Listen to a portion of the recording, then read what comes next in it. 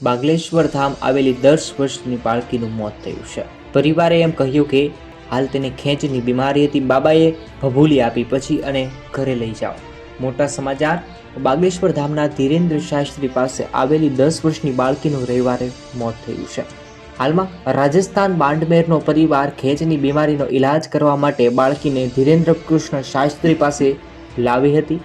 પરિવારના જણાવ્યા પ્રમાણે ધીરેન્દ્ર શાસ્ત્રીએ બાળકને ભભૂલી આપી દીધી, પરંતુ તેનો જીવ બચાવી શક્યા નહીં।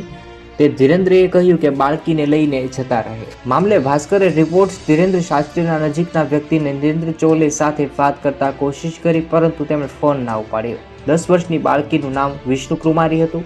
હાલમાં તેમનું મોત થયું છે। આવી રીતે મોટા સમાચાર જે સામે આવ્યા છે। મહિલાનું પણ મૃત્યુ થયું છે। ઇલાજ કરાવવા આવેલી મહિલાનું પણ એક મૃત્યુ। બાગલેશ્વર ધામમાં અઠવાડિયા પહેલા કિડનીનો બીમારીનો ઇલાજ કરાવવા માટે આવેલી મહિલાનું પણ મોત નીપજ્યું છે।